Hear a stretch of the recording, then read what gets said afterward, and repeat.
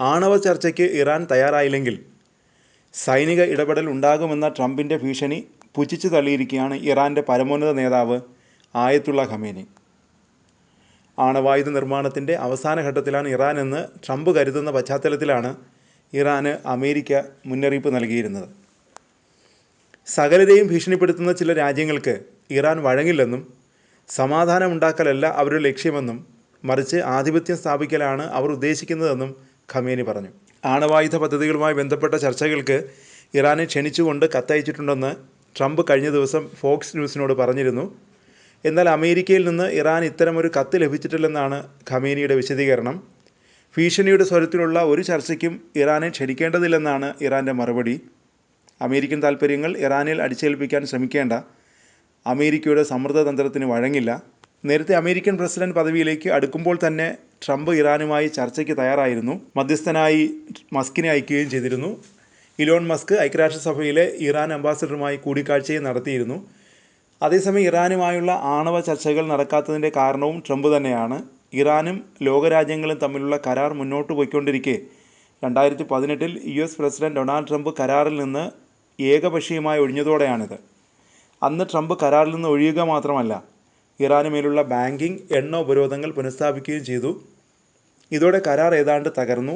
ഇറാൻ്റെ ballistic missile പദ്ധതിക്കും മേഖലയിൽ തീവ്രവാദ സംഘങ്ങളുടെ സഹായത്തോടെ ഇറാൻ നടത്തുന്ന സംഘർഷങ്ങൾക്കും മറുപടിയായാണ് കരാറിൽ നിന്ന് പിന്മാറുന്നതെന്നായിരുന്നു ട്രംപ് നൽകിയ വിശദീകരണം. 2016 പ്രസിഡന്റ് തെരഞ്ഞെടുപ്പ് പ്രചാരണം മുതൽ ഇറാനോട് ശത്രുത പ്രകടിപ്പിച്ചിരുന്നു ട്രംപ്. മുൻഗാമി ബരാക് ഒബാമയോടുള്ള വ്യക്തിപരമായ അനിഷ്ടം അദ്ദേഹത്തിൻ്റെ നയങ്ങളോടും പുലർത്തി. ഒബാമ മുൻകൈയെടുത്തുണ്ടാക്കിയ ആണവ കരാറിനെ ദുരന്തമെന്നും ഇന്ന് വരെ ഉണ്ടാക്കിയതിൽ വെച്ച് ഏറ്റവും മോശമെന്നുമാണ് അദ്ദേഹം വിശേഷിപ്പിച്ചത്.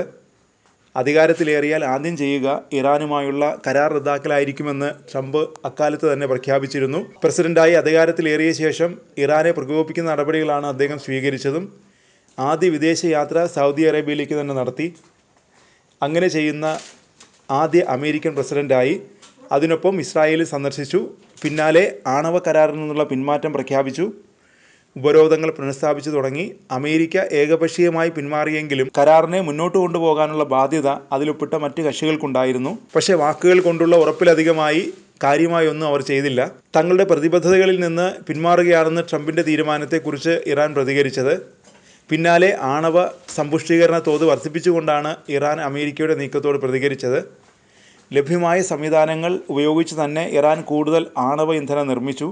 ഇത് ഇരു രാജ്യങ്ങളും തമ്മിലുള്ള നയതന്ത്ര ബന്ധം വഷളാക്കുന്നതിലേക്കെത്തി. അതിനിടെ ഇറാനിലെ ആണവ ശാസ്ത്രജ്ഞനെ ഇസ്രായേൽ ചാരസംഘടനയായ മൊസാദിൻ്റെ സഹായത്തോടെ അമേരിക്ക സൈനിക നീക്കത്തിലൂടെ വധിച്ചുവെന്നും ഇറാനെ ചൊടിപ്പിച്ചു. പാർലമെൻറ്റിൽ പുതിയ നിയമം പാസാക്കിക്കൊണ്ട് ഇറാൻ യുറേനിയം സമ്പുഷ്ടീകരണത്തിൽ ഗണ്യമായ വർധന വരുത്തി. ട്രംപ് ഭരണത്തിന് കീഴിൽ സ്തംഭിച്ച ആണവ കരാറിൽ പുനഃപരിശോധന നടത്തുന്നത് ജോ ബൈഡൻ പ്രസിഡന്റായിരുന്ന കാലത്താണ്. കരാർ പുനരുജ്ജീവിപ്പിക്കാൻ ബൈഡൻ താൽപ്പര്യം പ്രകടിപ്പിച്ചു. അമേരിക്ക മുന്നോട്ട് വയ്ക്കുന്ന വ്യവസ്ഥകൾ ഇറാൻ അംഗീകരിച്ചാൽ കരാറിലേക്ക് മടങ്ങാമെന്നായിരുന്നു ബൈഡൻ്റെ നിലപാട്. ഇത് സംബന്ധിച്ച് 2 വർഷത്തോളം നീണ്ട ചർച്ചകൾ നടന്നെങ്കിലും ഒരു തീരുമാനവും ഉണ്ടായില്ല. കരാറിൽ നിലനിന്നിരുന്ന വ്യവസ്ഥകൾ കാലഹരണപ്പെടാനും ആരംഭിച്ചു. ഇതിനകം തന്നെ ഇറാൻ പ്രാബല്യത്തിലുണ്ടായിരുന്ന എല്ലാ നിയന്ത്രണങ്ങളും മറികടന്ന് യുറേനിയം ഉൽപ്പാദിപ്പിക്കാൻ ആരംഭിച്ചിരുന്നു. എങ്കിലും ആണവായുധങ്ങൾ വികസിപ്പിക്കാൻ ആവശ്യമായ യുറേനിയം ഇറാൻ നിർമ്മിക്കുന്നില്ല എന്നാണ് അന്താരാഷ്ട്ര നിരീക്ഷകർ വിലയിരുത്തുന്നത്. ഇതിനിടെ ലോകരാഷ്ട്രങ്ങളുമായുള്ള ആണവ കരാർ ചർച്ചകൾ ആരംഭിക്കാൻ ഇറാൻ സന്നദ്ധത അറിയിച്ചെങ്കിലും അമേരിക്ക ഇതിനോട് അനുകൂല നിലപാടല്ല സ്വീകരിച്ചത്. ആണവ കരാർ നിലവിൽ തങ്ങളുടെ വിഷയമല്ലെന്ന് അമേരിക്ക പ്രഖ്യാപിച്ചു കഴിഞ്ഞു. കരാർ പുനഃസ്ഥാപിക്കുന്നതിന് മുമ്പ് പുതിയ ചർച്ചകൾ നടത്താനാണ് ഇറാൻ ആവശ്യപ്പെട്ടിരിക്കുന്നതെന്ന് US സ്റ്റേറ്റ് ഡിപ്പാർട്ട്മെൻറ്റ് വക്താവ് പ്രതികരിച്ചു. കരാറിലെ വ്യവസ്ഥകൾ കാലഹരണപ്പെട്ടതിനാൽ അതുമായി മുന്നോട്ട് പോകാൻ സാധിക്കില്ല. പുതിയ ചർച്ചകൾ നടത്തി പുതിയ വ്യവസ്ഥകൾ വയ്ക്കണമെന്നാണ് ഇറാൻ മുന്നോട്ട് വയ്ക്കുന്ന ആവശ്യം.